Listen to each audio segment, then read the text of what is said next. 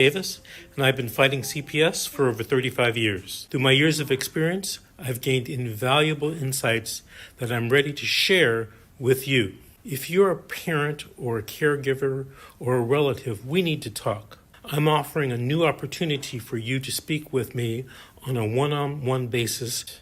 Ask me any questions, and I'll provide you with the insight you need to take steps in your CPS case. Members get everything they need to gain confidence and the knowledge that they need to support necessary to truly fight back. And as a special thank you for attending, I have a special offer just for you. Don't miss out, join us, and let's take that next step together. I'll see you at the question and answer event.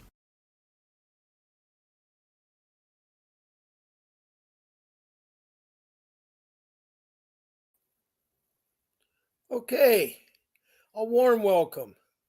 That was a message from Vincent W. Davis, a family juvenile dependency attorney, talking about a Zoom meeting on October 12th. It's a Saturday, and you should attend it. It'll be well worth your time.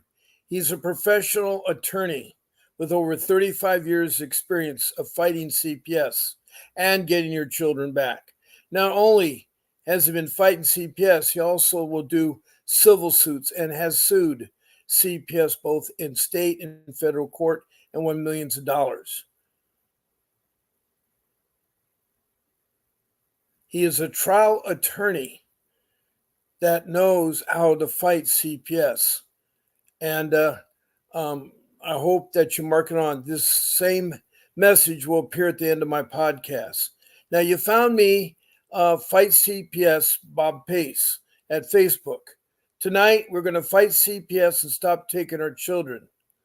And for some of you that don't know what CPS is, I call it the Child Protection System. Every state is an agency of social services. It's by counties.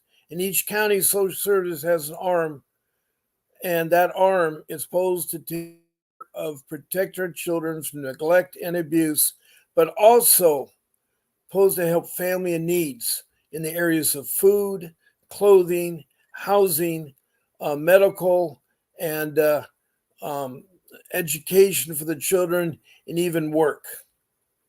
Also, besides protecting from neglect and abuse and helping families in need, a third thing is they're supposed to do what's called family reunification.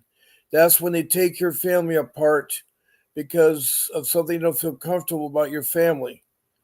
But they're supposed to do family reunification. So studies have shown the best parents to raise their children are you guys. You parents are the best. So there should be some attempt to unification to bring your family back together. The only problem is this agency has turned rogue, and its interest is only how to make money off you.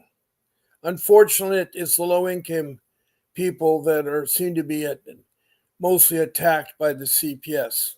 They're very corrupt. Now, I'm on 7 days a week, Monday through Sunday. I'm on at 10 o'clock in the morning Pacific Standard Time and 7 o'clock at night Pacific Standard Time. There's two exceptions. On Sunday morning, I come on several hours early to go to church, so I'm on at 8 o'clock Pacific Standard Time for 1 hour. Then Friday nights is Friday Night Lights, which is the high school football, and I go to the football games the next 4 to 6 Fridays to see a football game at 7 o'clock. Now, I broadcast early at 4 o'clock, so that's 4 o'clock Pacific Standard Time on Fridays. Other than that, I'm on every day of the week, and you can find me there.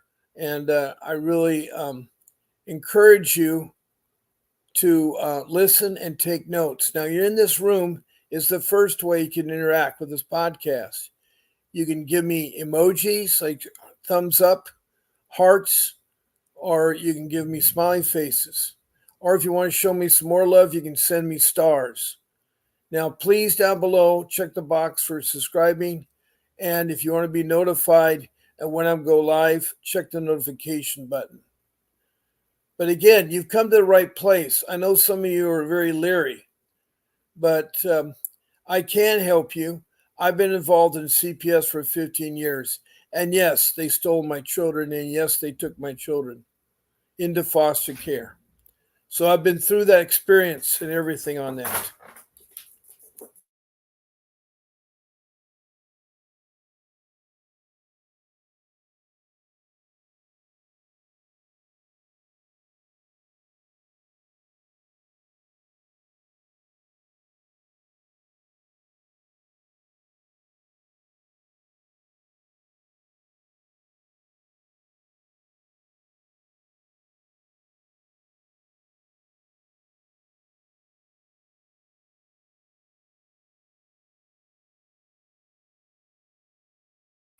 Okay, I'm broadcasting this from home in Southern California. I'm from Surf City, USA. I'm about 3 blocks from the beach. And my youngest son came home. And so I was talking to him for a moment here about his dinner that I prepared for him. Now, this CPS is going to be an awful mess, and you're always anxious about that. But we will help you out. There are rules. I have 5 of them that will help you out. I'm going to introduce you to a real attorney, which I've already started at the first opening of my show. I'm going to tell you what CPS is all about and what they can do and what they can't do and what you need to do. Now, the second way of interacting with this podcast is to make a comment. You may want to ask a question or make a comment about your CPS case. Now, we want to stick with comments. We want to stick with CPS. So I'm going to put some descriptions up on my window here. You should see them come in. Now, when typing in a comment about CPS or typing in a question about CPS, please show me your first name. And then also show me your city, or if you don't want to give the city, your county where the case was and the state. Now, I also have country because some of you are from other countries visiting this podcast. I welcome everybody who's dealing with CPS worldwide, and I want to help everybody. So please list your city or country if you're texting from a country, and we'll help you. You want to be very complete with your CPS case. What I mean by that is that you're going to tell me how your family's made up of. Are you husband, wife, boyfriend, girlfriend, lovers, or maybe it's just a partnership? Or maybe, are you a single parent? Are both parents involved with this matter? Or is one parent dropped out? Are you getting divorced or whatever it is like that? Also, are they parents, the biological parents of all your children? Are they different biological parents? Need to tell me on that too. And then how are the children, were you charged with neglect or abuse or both of them? And what are the details of that? What are the ages of children and the sexes of children? Furthermore, how were the children taken? Were they taken just by showing up? Did you give them the children because they asked you to? How were the children? Were they taken by a court order? So you need to tell me that. And then where are you at on your case? Are you the dependency court or whatnot? Okay. So be complete with your case. And that's the second way of podcasts in. Welcome my 2 people in the room. I have Natalie. Oh, so glad to see you, Natalie. I'm doing good, Bob. Natalie is from West Hollywood. I've been trying for days to get her. Orange County mom was charged with neglect and arrested for a truancy law. We'll talk about that in a moment. I'm just talking right now how they interact with this podcast. Natalie is a single mom. She has 2 children, and one child's with her brother, who's her son's uncle, and they don't communicate. Her other child was taken by a social worker and put in foster care, and she's still fighting that. She's from North Hollywood. She is a very strong and very sincere woman there. So I welcome you, Natalie. And so a third way in this podcast is to be a guest on my podcast. Now, to be a guest, all you have to do is contact the show producer, which is Grace. She works behind the scene, and it's really, really, really great. Thank you, Natalie, for the heart. I appreciate that. And she can be reached at her email at grace@vincentwdavis.com. Grace@vincentwdavis.com. All you do is pick one of the days, Monday through Sunday, and then you pick whether it's morning or evening, And you send the email off, and then she will send back to you a link to get on StreamYard, which is the application I use. I broadcast on YouTube. I use StreamYard. And if you have to get knocked off, save that link because you can use it again if it's good for that show. So she'll give you a link, and she'll also tell you what you can do and not do, like no eating or smoking during the show. And furthermore, she'll help you with the lighting and so forth. We don't use the names of children, judges, or social workers. We don't use their names. So refrain from doing that. So email Grace at vincentwdavis.com. Now, the fourth way is my phone. Now, I have an office phone number, and I just put it up. I put my office phone number up. It said to call me at 626-698-0990. That's my direct line to my phone. And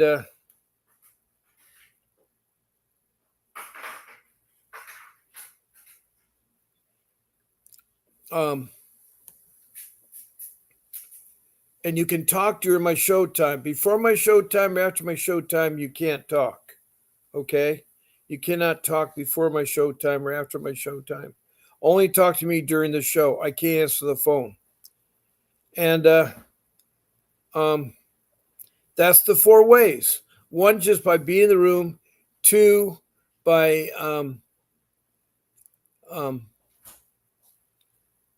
typing in me a comment or a question about CPS. Thirdly, to be on my guest show, I can take up to 9 guests. As a total of me is 10. And we can have a total of 9 windows there. Also,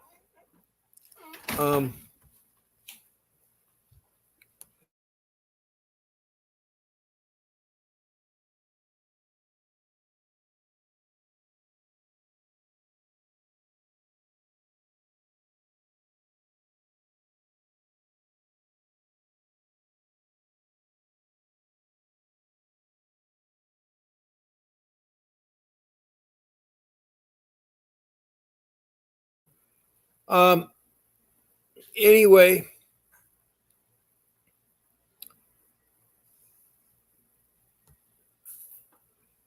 you can call me at that number, and right now the phone lines are open. We have one person in the room. We actually had 2, but I don't know what happened there.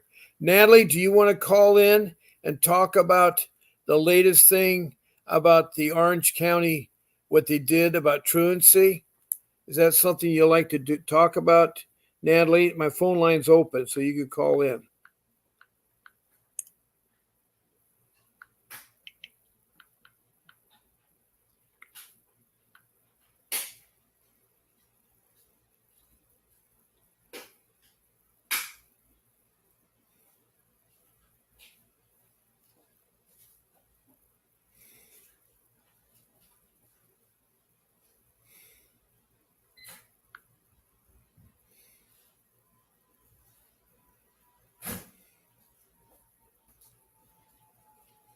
Now, I use Vonage as my phone application on here. I use Vonage.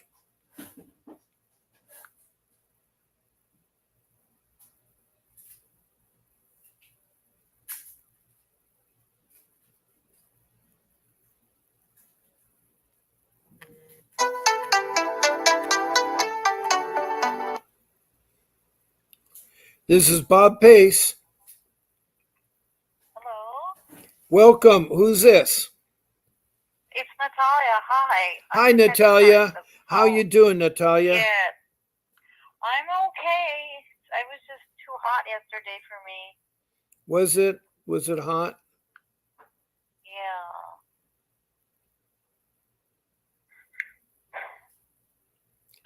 I don't see our other person, Faye. I'm hoping that she'll come. I'm emailing her right now. Yeah. I don't know. I did hear from Danielle. I got some good news. I heard from Danielle, who gave me Okay. a heart. So I knew that she's doing okay. Oh, that's good. That's good. I haven't been on a couple of days. Because it was I was doing things and then like I got another phone, so it's exciting. It's one of those. It actually worked. Oh, okay. Okay. Well, that's certainly One of good those here. government phones. What? That's great. That is super. Glad to hear Because that. they sent me a government phone. The SIM card didn't work, and they lied. They said that they'd bring me a new phone, but they never did. So I had to change carriers. Okay. So, but I'm on my home phone, which is better. Okay, that's why I didn't recognize the number, but that's great. Yeah. Now, how did you get into my room? Did you go into my Facebook page? Yes, I went into Facebook. Okay, it seems so weird that Faye tries to go there, but she can never get her comments posted, and she thinks she's in the room, but I never see her comments. I have no idea. There's something strange. It is. I don't have any problems. Faye's very frustrated, and my show producer has actually gone into my page and another page she has, and she wrote me a comment, so I know it works. So whatever Faye's doing, it isn't working. But I'm very interested about this comment you made about the Orange County has a problem with the parent that the child is truant. Oh, yeah. So I was watching a YouTube video today, and from the Cartier family. They're like five brothers that are young black men, and they are interested in many issues, and they actually watch videos, and they comment on how things are related to the situation, no matter what they are, whether they involve a black person or the economy or anything like that. So that when Kamala Harris was the Attorney General of California, she made a law that targeted parents, especially parents. She wanted them to put them in jail for having the child being truant. There was one black mom. She was living in a Santa Ana, Fullerton area. Her daughter had sickle cell anemia, which is a disease that a lot of black people have inherited from ancestry.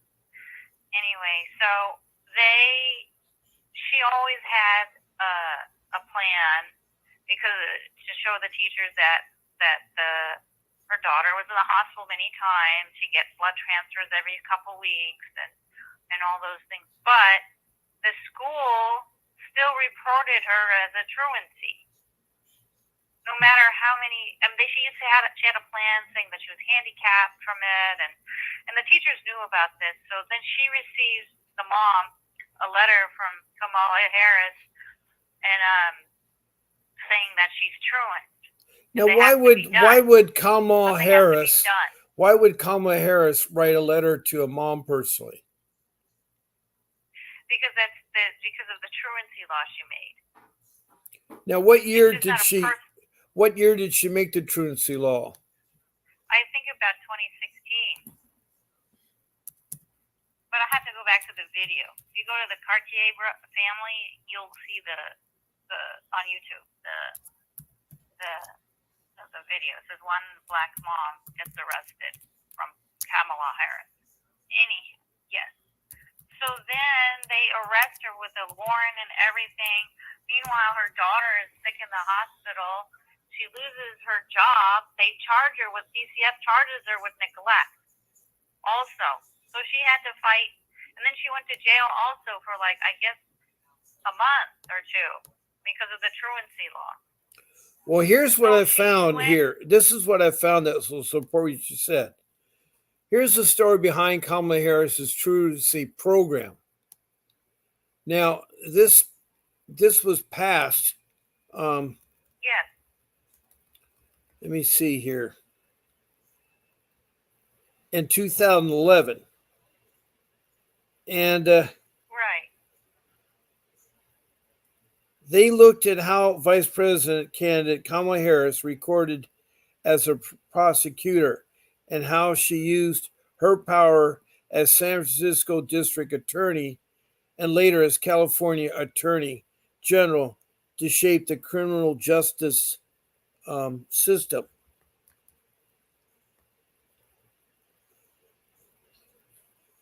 As of that record, Yeah, but one of the initiatives that has drawn the most attention is the truancy program that pushed for it in the state legislative.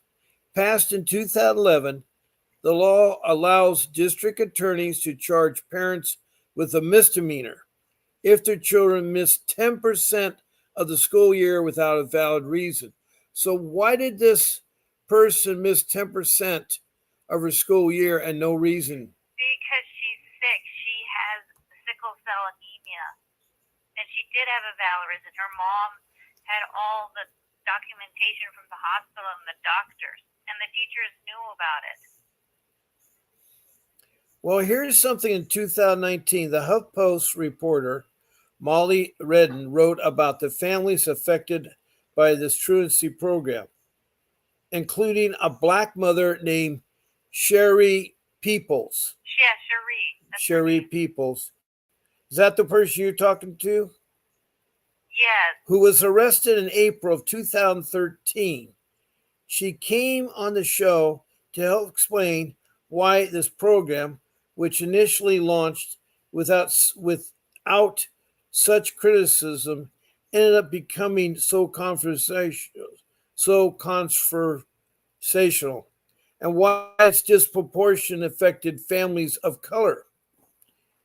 Here's the extended cut of our conversation, which has been edited and conduct for clarity.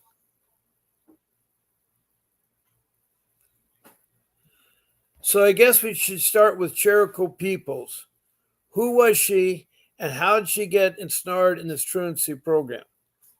Sherry is a mother in California and her daughter has a chronic illness. Her name is Shayla and she has sickle cell anemia, a really painful genetic disease that causes lots of complications. It's pretty typical for people who live with this disability to miss a lot of school if they're children. As her daughter missed a lot of school for valid medical reasons, Sherry and the school were in dispute of how to accommodate and account for those absences. She lived in Orange County, which is a fairly conservative law and order type of county. The district attorney there was up for re-election, and he did a big truancy sweep underneath the law, which Kamala Harris had fought for when she was the district attorney of San Francisco and oversaw its implementation when she was attorney general. There was a big sweep, and one of the parents arrested that morning, and Perp walked in front of some of the cameras was Sherry Peoples. Yeah, so this is a thing. They actually put the mom on television with the police taking her out of her house.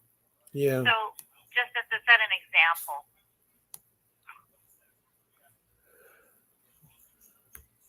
Which is crazy. I'm just trying to catch up there. Okay. Now, Sherry is a mother in California. Her daughter has chronic illness. Her name is Shayla, and she has sickle cell anemia, a reality painful genetic disease that causes lots of complications. It's pretty typical for people who live with this disability. to miss a lot of school. If their children, as her daughter, missed a lot of school for valid medical reasons, Sherry and the school are in dispute about how to accommodate and account for those absences. Okay. She lived in Orange County, which is a very conservative law and order type of county. The district attorney there was under the law, which Kamala Harris had fought for when she was a DA of San Francisco and oversaw its implementation when she was Attorney General. There was a big sweep, and one of the parents arrested that morning, and Perp walked in front of some cameras with Sherry Peoples.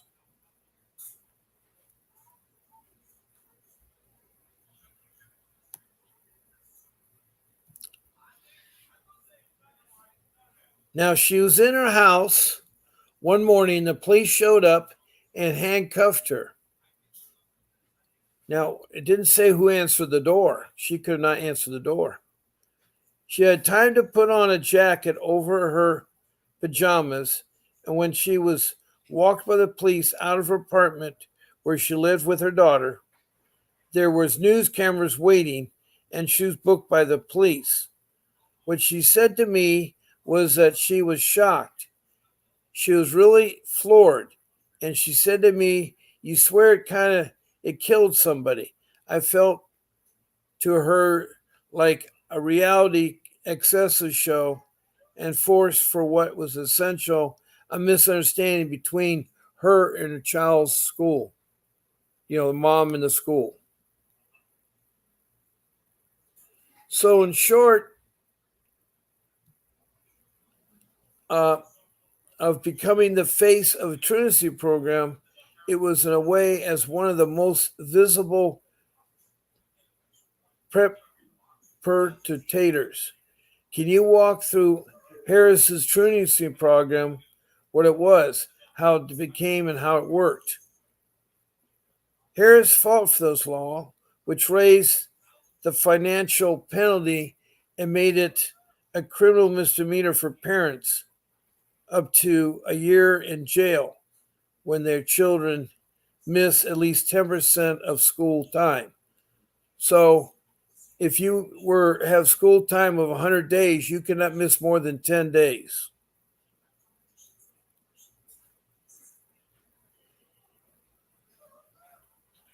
Big picture.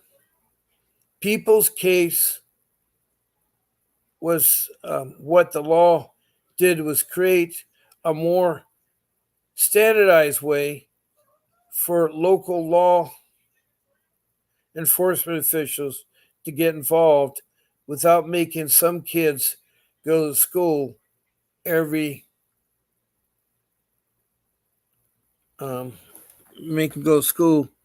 day. And so very few parents were arrested. And Perp walked into this reality punitive and splashly way. But what did happen to a lot of families is they were ushered into a system that asked parents, why can't we get your act together? Why can't you send your kids to school?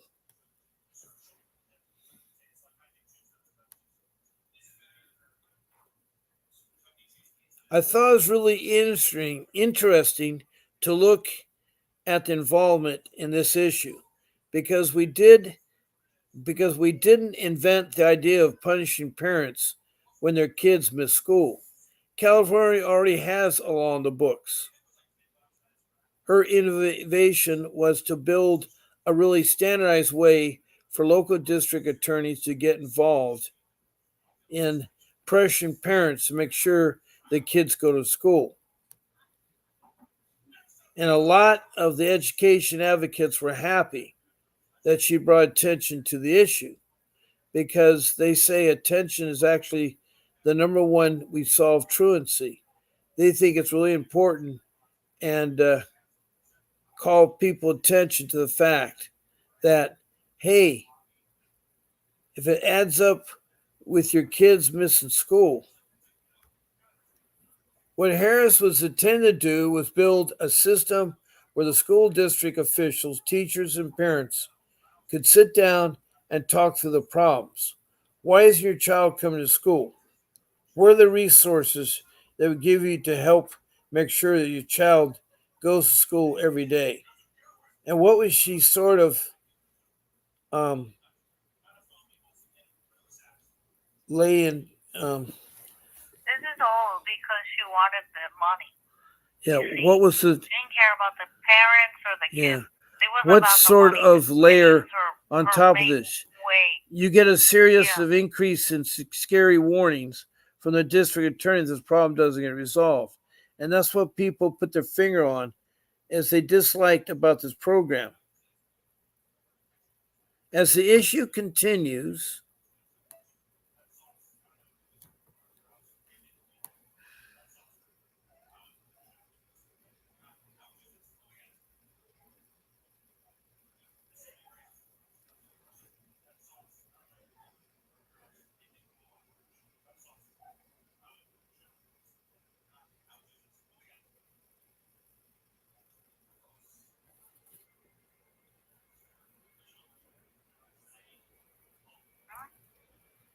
okay.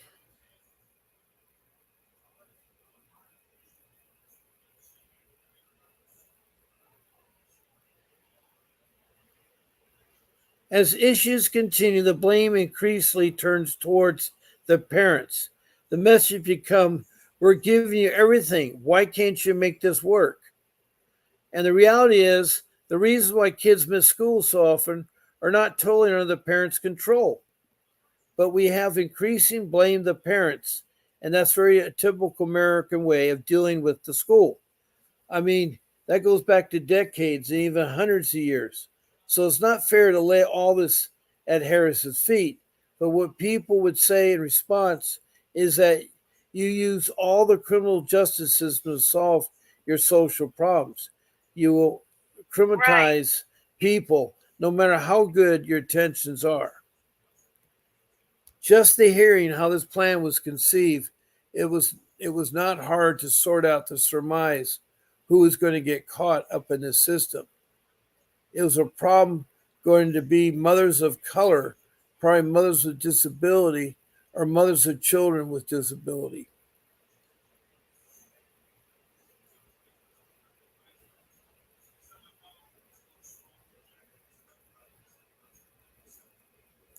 Okay. Or mothers of children with, Yes. let me finish it. Disabilities, mothers who might be housing insecure or who are experiencing homelessness. Is that who ended up getting tangled up in this initiative? It's a little bit hard to answer the question because California also hasn't kept a great data on who got caught up in this initiative.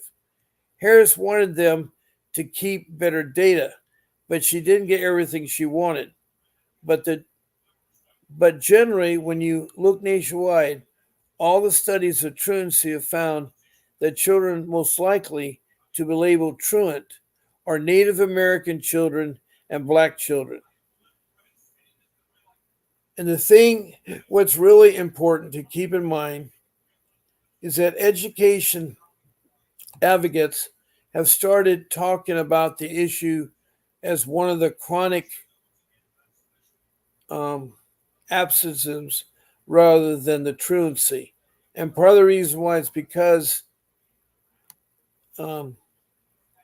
if it's a child mission school for valid reasons, like those who are sick a lot, that's the excuse absence. But those missed days of education still add up and it still can cause some problems. Truancy is more of a measure of blame rather than a measure of how much you miss school.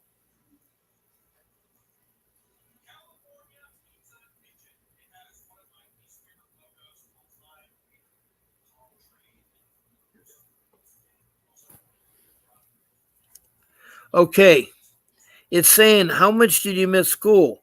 Oh, and it's your family's fault. And blame is subject to lots of kinds of biases when we start making judgment about where our kids go to school. Then there's the fact the reason why children tend to be absent are issues that impact people of color more and uniquely, like chronic illness, facets of poverty, access to reliable transportation. Everything that contributes to truancy is a factor tend to over impact Black and Native families.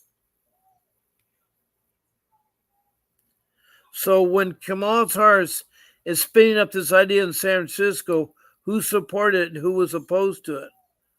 I think she zeroed on for this a couple reasons. When she was the San Francisco district attorney, she was learning things about who were the city's homicide victims and who was committing homicides. In both cases, she found a lot of them were high school dropouts. And that when she started to think about truancy, because missing a lot of school is linked to dropping out of school. The way she described she wanted to get involved was we need to do things differently, but but I also think she knew that at the time in the mid 2000s, there wasn't really a political downside to say anything.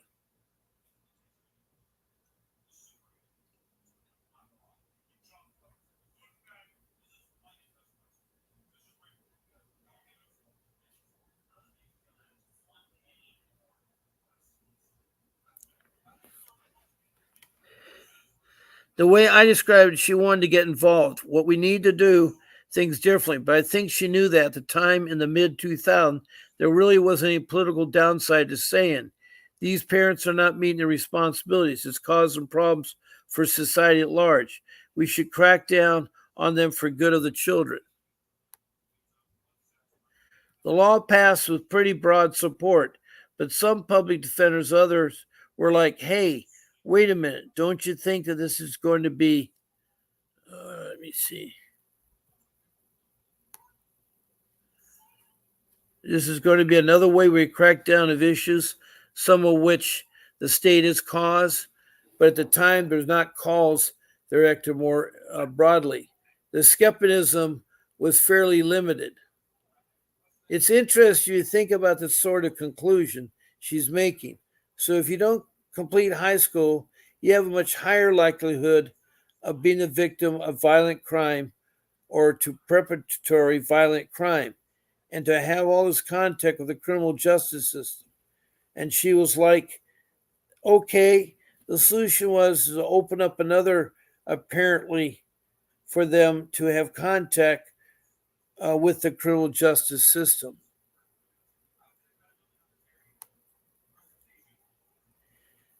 Now, this is really common right now. I think it's a case of looking at two symptoms of reality complicated web of problems and treating one of the symptoms.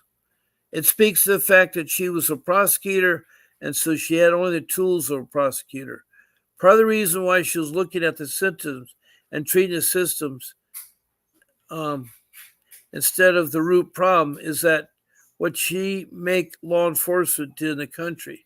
She did not spend money and committed resources to fixing the host of problems that precede that. Kamala Harris recorded a prosecutor had come under a lot of scrutiny even before she was named at Biden's running mate. So how was she able to address this program? After he reported in Sherry's case, Harry talked about regretting that some district attorneys had used the law, which she fought for with good intentions, to crack down really hard on and to criminalize the parents. She has talked a lot about how her law was intended to give school the tools to make sure parents worked with them to solve these problems. But the general response was that something that you mentioned earlier, which is this law brings parents and students into contact with law enforcement, often at a time when these families really are vulnerable, having issues with job loss or moving because of housing. This doesn't sound too positive.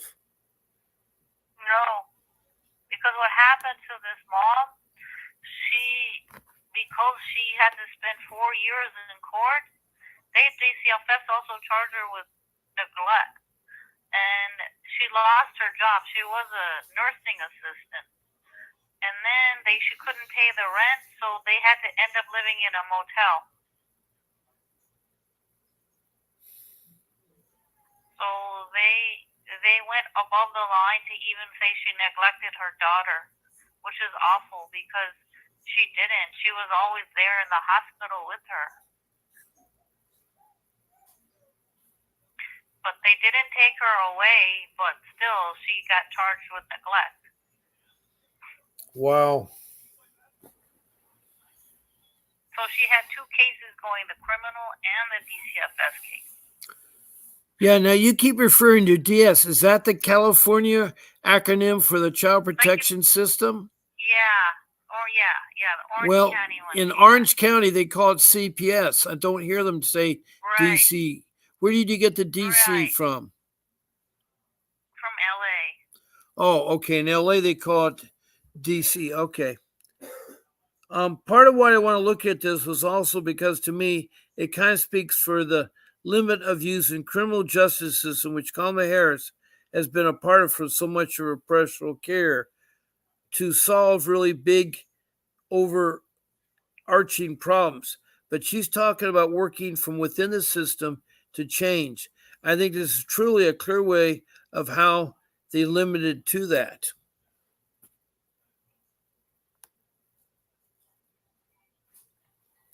Now, what is the legacy of the program?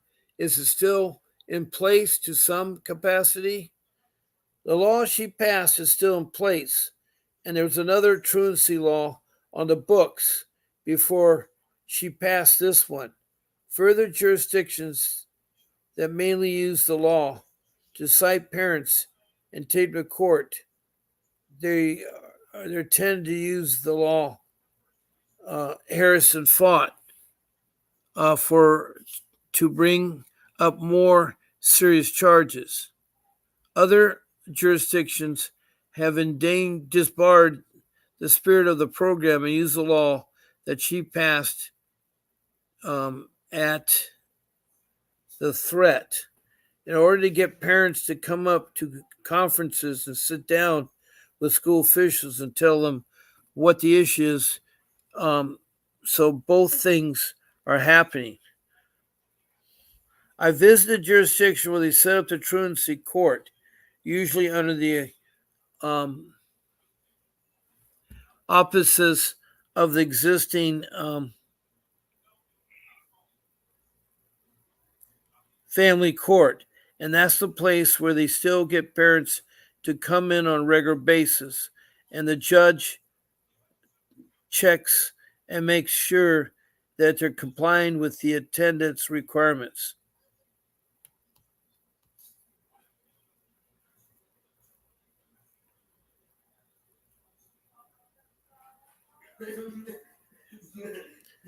Now, I visit our one jurisdiction where they set up a truancy court, usually under the auspices of the existing family court. And that place where they can get parents to come in on a regular basis, and the judge checks and makes sure that they're complying with the attendance requirements. And then once that happens, usually it goes off the record. It doesn't end up with a fine or jail time.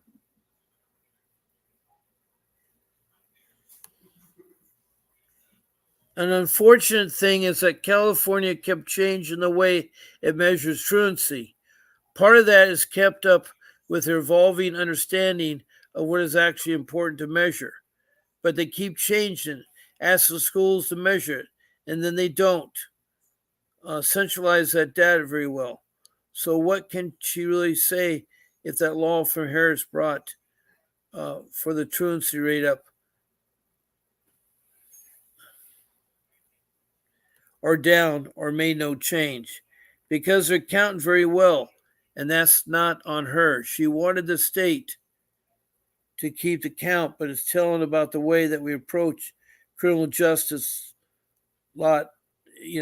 that we talk about. We identify a problem, we pass a law. If it goes into bureaucracy, and now with Harrison case, there's a law on the books, and we don't really um,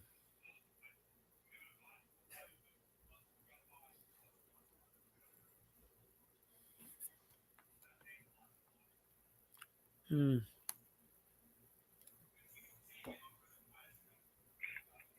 They just wanted to make a point, but they already had a law on the books. And then later, from the video, what I saw on YouTube, that they said that the law that they had on truancy from Kamala Harris was on the California Supreme Court said that that law was unconstitutional. Wow. Why was it You can't unconstitutional? put parents in jail for truancy. Why was it It's a unconstitutional? violation.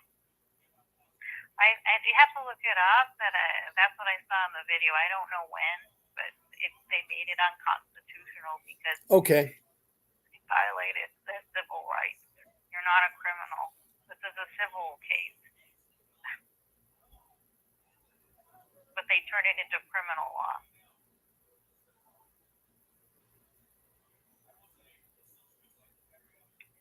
So, yes, you're right when you read one part of the article where the family court can monitor the parent for the truancy. And that's what it is. It's a civil case, basically. Okay. They made it into a criminal case. All right. Okay. Yeah. Now, are you still in my Like room? all the prosecutors. Natalie, Natalia, are you still in my room or have you dropped out? I didn't. I'm here. I'm on the phone. No, but are you still in the room typing a message? No. Okay. No, because the room is phone empty. charged. Yeah, the room is empty. That's why I was asking. Oh, okay. Well, I don't know. I don't know. I'm not typing anymore. That's okay. That's okay. So what's this whole jest? What finally happened? I mean, she's charged with a misdemeanor. Did she appear for the misdemeanor? Right. Yeah, she did. They put her in jail. Well, so she had to fight, like, I think 4 years with an attorney to clear herself from having a misdemeanor because she had proof. The school knew that her baby was sick and that she always would go to the hospital. And she also had a plan with the school, a handicap plan, that this kid, that her daughter was sick. And when her mom was arrested and everything, her daughter got a stroke. oh So wow. it's serious. And then, she got a stroke, and then in the hospital, and then until to this day, her daughter's like 21 years old, 22. Why and were she's they blaming involved with a herself for 21-year-old all this. daughter if she's over the age of 18 or older? Right. Well, the daughter is 21 now, but when this happened, she was like I think she was like 11 or 12 at the time. So then she still blames herself. If I wasn't sick, my mom wouldn't have gone to jail. Yeah. They lost everything because of this. They had to deal with DCFS too. Wow. The DCFS says that she was neglecting her. Which is insane because that's what they do. They think it's some kind of medical negligence. They keep calling it medical kidnapping. No, I mean they just made all this, and then she fought, and finally I think one of the charges was dismissed for her, but she still lost her job. Well, that's not good at all. Because she was a clinical nursing assistant. And then she couldn't pay the rent, and they ended up living in a motel, I think, close to Disneyland. Because they were living in Santa Ana, Fullerton, and an apartment, and then because of all this, she couldn't pay the rent, and they're having even hard time to buy food and all that. Now she says she can't even have medical assistance from the state. You know, that she has to pay for medical insurance Oh, okay. Okay. because of all this.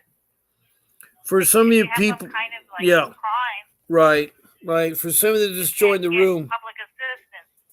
we have Natalia is on the phone talking about this strange case of truancy as a misdemeanor.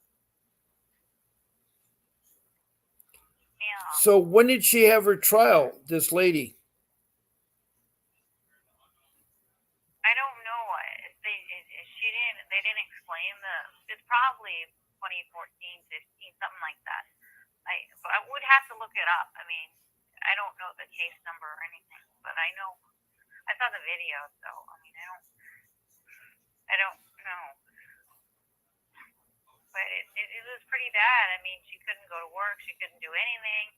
Meanwhile, her daughter is so sick in the hospital. It's bad, you know. And then they have all these laws. Like, my point is, they have all these laws against parents, right? Because they victimize us and make us the criminal, so they can gain money. They want to prosecute us. It's just a job for them. Right. They give you an example. I'm walking in Beverly Hills, and I'm just trying to treasure hunt in the alleys, and they keep calling the police for what? I'm walking. You see what I mean? I'm not hurting anybody, but they come up with a lie saying I was behind someone's home. I was never in someone's home. And if you know about alleys, they're public land. The state has made them as fire roads. So those houses in Beverly Hills are facing the alley in the back. If they didn't have those alleys as fire roads, their houses will not be safe. Really? They won't, because there will be no way to get to them. No, they will not be safe because the fire department needs access from behind your home. Okay. Because okay. Hold on, Natalie. I'm going to put you on hold, okay? Hi, Faye. Can you hear me, Faye? yeah, I can hear you. I have Natalie on the other line. I put her on hold. What do you want to say tonight? I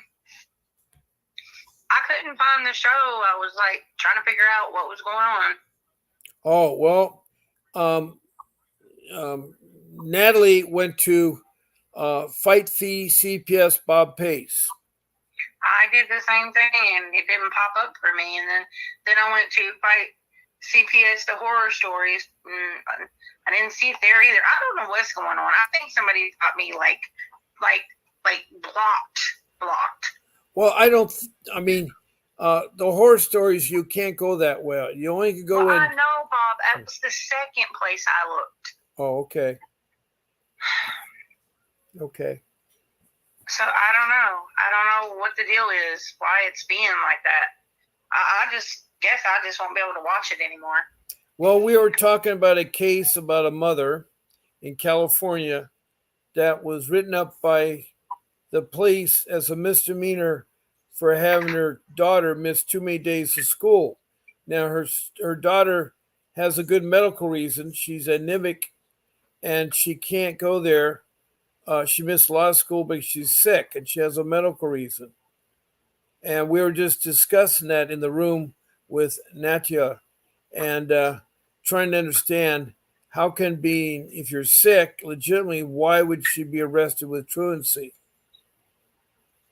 Well, I mean, the schools have so many, like here in my state, you get so many days per semester where you can write a parent note for like illness, aside from having doctor's notes. Then after you use all your parents' notes up, then you have, I think it's like four doctors excusals per semester, and then they start counting them as missed days. I just think it's really silly. I think there should be days allotted throughout the school year where kids can have breaks and it be incorporated in there to where parents don't have to worry about catching truancy charges for things like that. But they'll never do it because the school loses money. It's all about money.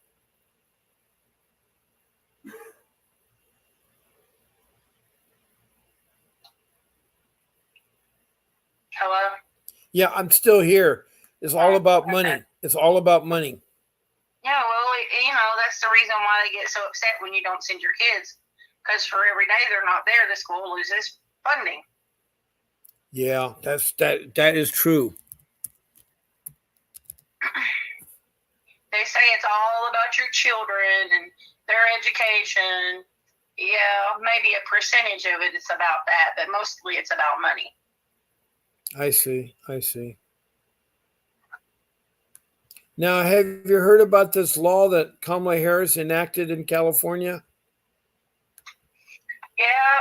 Oh, laughing hyena Kamala Harris. Yeah, I heard about it. Yeah. Well, anyway,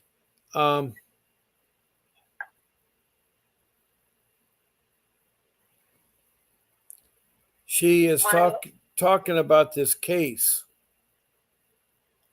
Uh-huh.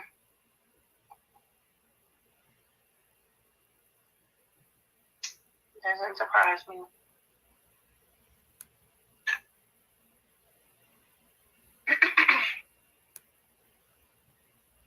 Well, I'll let you go back to talking to Natalie. Well, no, we're about four minutes end of the show here. I wish there's some way that I could dupe you both in.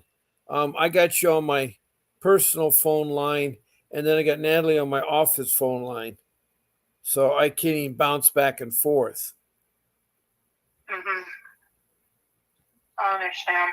And I was reading this article about the truancy law that Kamala Harris passed that seems to be causing this mother a lot of headache because she has a little excuse why her daughter's isn't in school. And it's... And then after so many times, they'll report you to CPS. Yeah, I mean, well, if you miss more than 10% of your school, like if you're gone 100 days, you can't miss more than 10 days. Yep. So what happened is his mother's daughter had missed a lot of days because of the disease that she has. Mm-hmm. But they're trying to arrest her as a scapegoat to make her serve time, I guess, is what they're trying to do. Yep.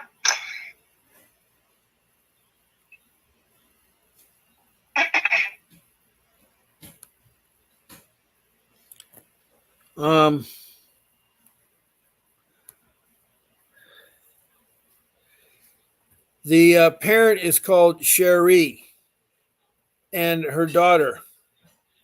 So Sherry Peoples wound up fighting these charges in court for a really long time. They got passed among different prosecutors and detectives. And for a long time, there was pressure on her to plead guilty to this. And she wouldn't do it. She felt like this was really unfair. She knew that the issue wasn't that her child was skipping school willfully. She had a good reason that her school was aware of, and that the issue was that she and the school needed to come to agreement about accommodating the daughter's disability. She held fast, and eventually the charges were dropped. To this day, she doesn't still completely know why the charges were dropped. Because they cannot persecute somebody or even a child when there's a disability that's causing the days of school to be missed. When there's a medical disability, they can't do it. They can try, but that don't mean they'll be successful. Yeah. Well, she was fighting this in court, and she was also caring for her daughter, and she struggled with employment because her daughter's illness really takes a lot of care and management. It can be all encompassing in their lives sometimes. This is really tough time for her. a child has special needs, that being a special need for your My son. your son. Yeah, I'm sorry, I had a little brain dead there. Well, my time is up, and I want to thank Natalie and Faye for calling into my podcast and giving their opinions. And we did talk a little bit out of the ordinary on a different topic. Again, I had several people that came into my room, and I have 2 hearts, which is great. Thank you for the emojis. Now, let me see who the other one was. Here.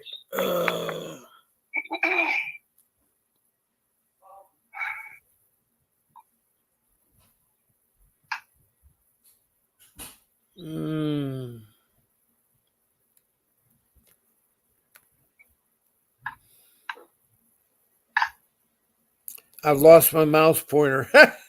You ever lose that on your computer? Sometimes. Yeah. Well, I gotta find it here somewhere. I see it for a quick second, but I've gone a minute over here. And let me hit escape. Maybe I'll find it that way.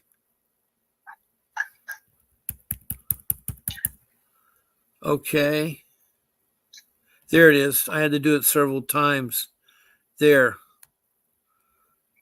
But Danielle Watt was on again. Thank you, Danielle. She came on tonight and gave me a heart. Her and Natalie both. So I'm glad to hear you from Danielle and Faye and Natalie. I want to tell you all 3, thank you for supporting my podcast. And I'll be on again tomorrow morning at 10 o'clock Pacific Standard Time. Please join me then. Don't stop fighting for your child. Keep fighting for it. And God bless y'all. And this is Bob Pace leaving the show, but I'm running a quick ad when I leave the show.